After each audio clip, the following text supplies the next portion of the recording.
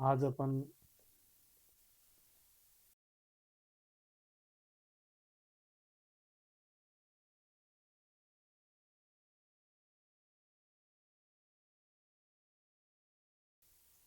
तो ये सामान्यतः स्वीकार किया जाता है, किया गया भी है कि केंद्र सरकार के शासकीय कार्यों के मुख्य रूप से तीन क्षेत्र हैं: लेजिस्लेशन, एग्जीक्यूटिव और जुडिशरी। और इसी प्रकार राज्य की सरकारों में भी तीन प्रमुख अंग हैं।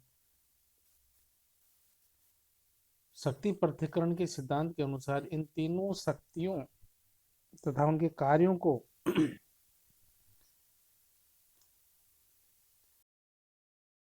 या अलग रखा जाना चाहिए, क्योंकि इसके कार्यों का संचालन सरकार के अलग अलग संगठनों द्वारा पृथक रूप से किया जाना चाहिए। यह लोकतांत्रिक व्यवस्था का मूल सिद्धांत है। और इसका मतलब ये हुआ कि विधायिका, कार्यपालिका एवं न्यायपालिका के जो कार्य क्षेत्र में हस्तक्षेप नहीं कर सकती, कि विधायिका अपना कार्य करे, कार्यपालिका अपना कार्य करे और न्यायपालिका अपना कार्य करे, एक दूसरे के कार्य से नहीं होना चाहिए।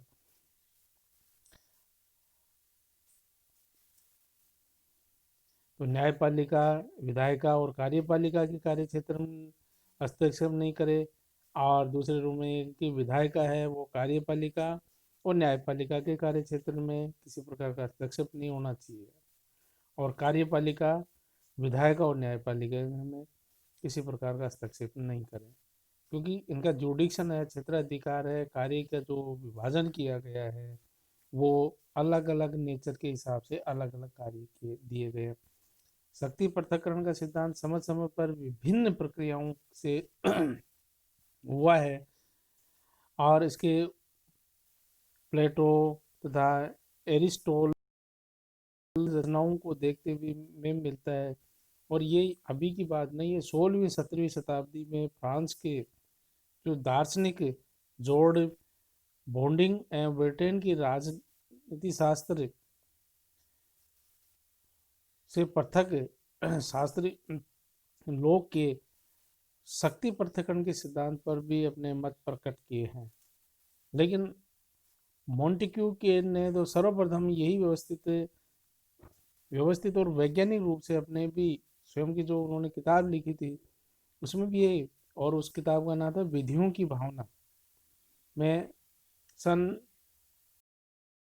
48 में भी ये सिद्धांत प्रतिपादित कर दिया था। तो इसका मतलब ये है कि ये जो शक्ति पृथक्करण का सिद्धांत है वो आज का न होकर हम कहें कि पूर्व में ही, जो 1748 में जैसे कि अभी बात हुई, मोंटेक्यू ने भी अपने किताब में भी इस बारे में, अपने पुस्तक में भी इस बारे में सिद्धांत को प्रतिपादित कर दिया। तो विधायिका अपने कार्य करे, कार्यपालिका अपना कार्य करे और न्यायपालिका अपना कार्य करे, इनके सबके अपने अपने क्षेत्राधिकार हैं। ऐसा ही हमारे संविधान में भी बता रखा है। मोंटेक्यू ने तो 1748 में इस संबंध में सैद्धांतिक रूप से ये कथन प्रस्तुत किया है कि जब विधायिनी तथा कार्यपालिका शक्तियां एक ही व्यक्ति में समावित हो जाती हैं, विधायिनी और कार्यपालिका शक्तियां एक ही व्यक्ति में समावित हो जाती है, तो कोई स्वतंत्र दृष्टिगत नहीं होती है, क्योंकि इसमें अनेक खतरे होते हैं।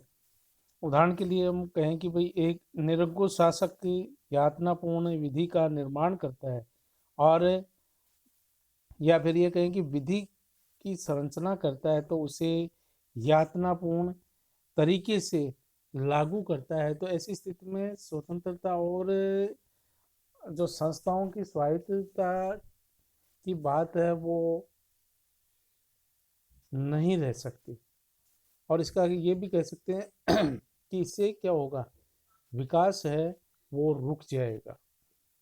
यदि न्यायिक शक्तियों को विधायिनी तथा कार्यपालिका शक्तियों से पृथक नहीं रखा जाता, अथवा इन्हें विधायिनी कार्यों में जोड़ दिया जाए, या कल संलग्न कर दिया जाए तो नागरिकों को जीवन तथा उसकी स्वतंत्रता स्वैच्छिक अथवा मनमान्य पूर्ण नियंत्रण के अधीन रहती है, क्योंकि ऐसी स्थिति में एक न्यायाधीश विधायिका के कार्य करता है।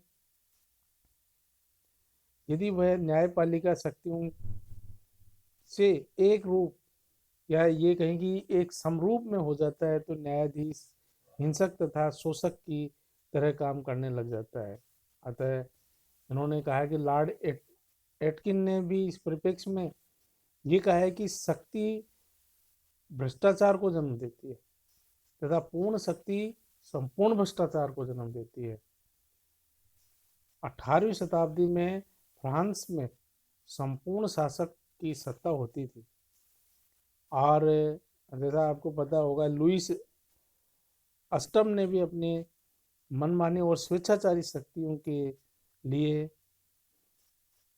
कुशासन के रूप में प्रसिद्ध माना गया था और सम्राट तथा उसके जो प्रशंसक थे ने स्वेच्छिक तथा मनमाने पूर्ण तरीके से काम किया। नागरिकों को कोई अधिकार तथा स्वतंत्रता प्राप्त नहीं थी और इसके विपरीत मॉन्टेग्यू स्वतंत्र विचारों से काफी प्रभावित थे तथा उनका शक्ति पृथक्करण का जो सिद्धांत था जो 18वीं शताब्दी के मध्यकालीन ब्रिटिश संविधान में के विश्लेषण पर आधारित था। उनके अनुसार ब्रिटिश नागरिकों की स्वतंत्रता का जो रहस्य है वह सरकार ने उन्हीं विभागों की स्वतंत्र प्रणाली थी। वेड और फिलिप्स ने शक्ति पृथक्करण के सिद्धांत को भी तीन बातें अपनी अभिव्यक्ति में उन्होंने बताई है।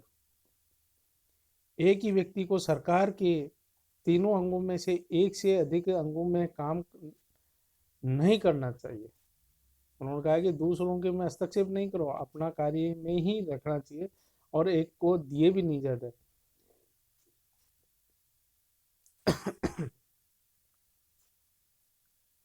और दूसरी बात है कि सरकार के एक अंग को दूसरे अंग के कार्यों में हस्तक्षेप नहीं करना चाहिए, न ही उन पर नियंत्रण रखना चाहिए। अर्थात न्यायपालिका को कार्यपालिका अथवा विधायिका से स्वतंत्र होना चाहिए।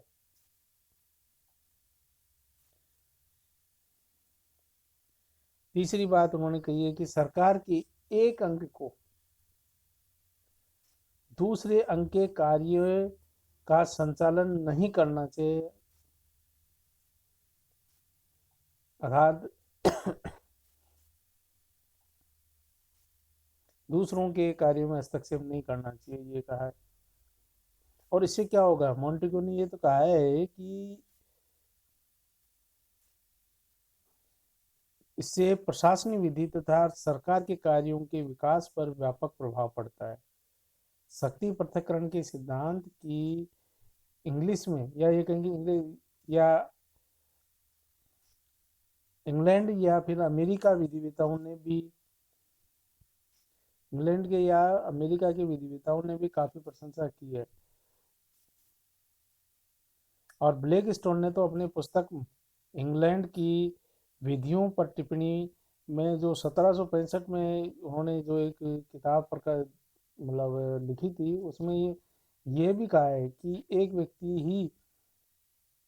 एक ही व्यक्ति को विधायिनी कार्यपालिका तथा न्यायिक कार्यों को सुपुर्द किया जाता है तो व्यक्तिगत जो स्वतंत्रता है वो निश्चित रूप से समाप्त हो ही जाएंगी, क्योंकि एक ही व्यक्ति में कार्यपालिका और विधायिका की पावर्स दे दिए गए एक में, तो ये निश्चित रूप से इनका मानना है। फ्रांस की संविधान सभा ने 1789 मतलब 1789 में ये भी कहा था कि यदि राज्य के शासकीय प्रशासन में शक्ति पृथक्करण के सिद्धांत को नहीं अपनाया जाता है तो किसी देश में संवैधानिक शासन व्यवस्था जैसी कोई बात ही नहीं रह जाती है। कि किसी देश में संवैधानिक शासन व्यवस्था जैसी कोई बात नहीं रह जाएगी। तो ये इनका मानना है। तो ये अब आज अभी चर्चा कर रहे थे कि शक्ति पृथक्करण मतलब तीनों क्षेत्र है वो अपने अपने कार्य क्षेत्र में कार्य करें।